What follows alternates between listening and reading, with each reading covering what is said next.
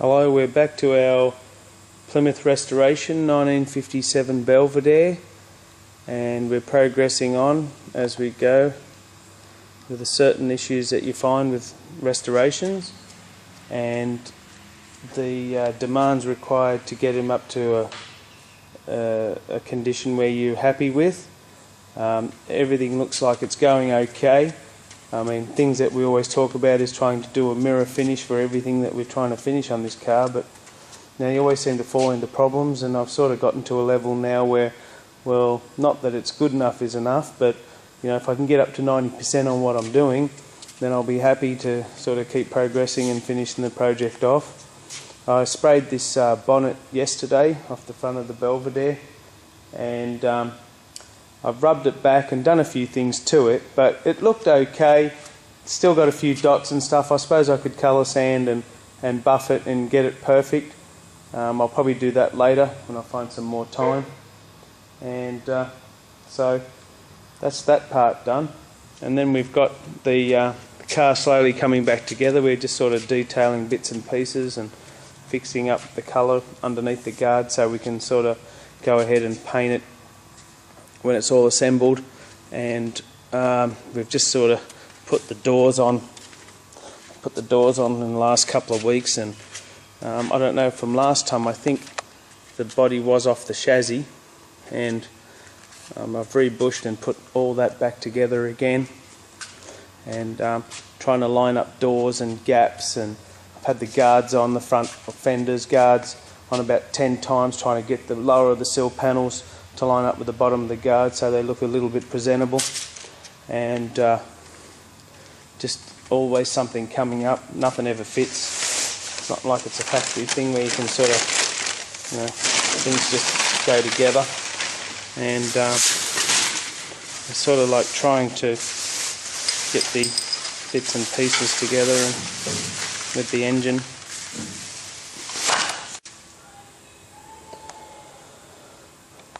Yeah, the engine is brand new. I mean, it's the old poly block. It's not the original 57. It's a 318 out of a 65 model, maybe a Phoenix. That's what's stamped on the block. And I had St Mary's Engines build the motor, and he assembled it. Apparently he's a Mopar freak, this guy. If you go to his shop, you talk Mopar, you don't leave. You talk Chev and Ford, he'll kick you out. So anything to do with Mopar, you're his biggest fan. And he did everything to this. He ported out the heads, and he reckons it's going to be probably going to produce more power than a dual Fury motor. It should make about 320 horsepower. It's probably got about 323 cubic inch now from the 318. And yeah, with the dual carbs and that, they're probably still got to be reset, and all the actual jetting's got to be done correctly. I have ran it. It does blow a little bit of black smoke. It is running a bit rich, but it sounds very revvy and very torquey and very cammy.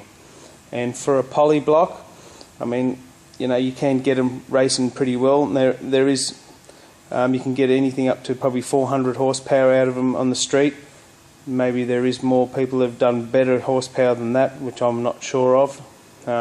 Probably not the wicked choice for big horsepower, but you know, for what I want to use for this car, it's going to be fantastic. Transmission's been rebuilt, so it's brand new, and all you know, everything that's to do with this, bits and pieces and stuff, it's all going to be all painted and detailed. Well, to a certain degree. I mean, how far can you go with the car? I mean, I only wanted to build it so it's like brand new. When I drive it out of this garage, it'll be like a brand new car. And yeah, and I mean, like, even the suspension parts and everything, I bought them all off eBay. Control arm bushes, ball joints, lower inner shocks, anything to do with anything that goes up and down, brake hoses. The brake lines were still, they must have been bent from a while ago. I've left all that, and basically just part to part, build things, paint them, or clean them, paint them, and hopefully if they present well, then just leave it the way it is. You know, like, I wish I could have the patience to spend all that time on it, which I have in the last 2 years, just trying to line up doors, make it look flat.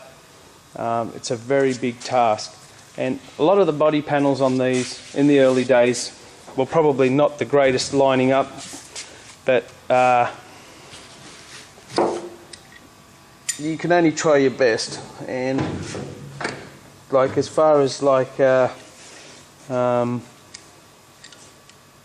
boot that I'll show you in a minute when I clamp it down.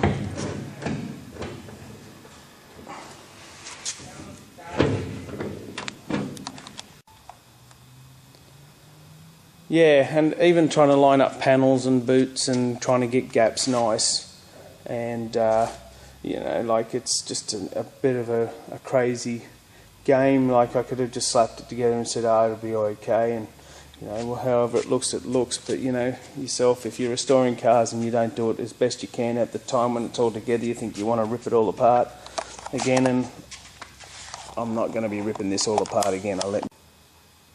I won't be ripping this car apart for a while because it's just too much work involved. There's a lot of things involved as far as getting gaps and sill panels to line up, and you know, every time I look at it again I'm thinking, oh, is that hanging out or is this hanging in? And you know, and the biggest problem is when you're doing restore cars, you know, people have got eyes and they look, and you know, when you see them look at a certain part of your car, they're thinking what you're thinking, and what you try to eliminate, if you try to do your best and get them good and spot on best you can. No one says it's going to be perfect. They weren't perfect from the factory, but you know, good enough and close enough will be fantastic. And what we're restoring here, as you probably know, is Denise, and she will be on the road one day, and hopefully in the near future. Catch you on the next one.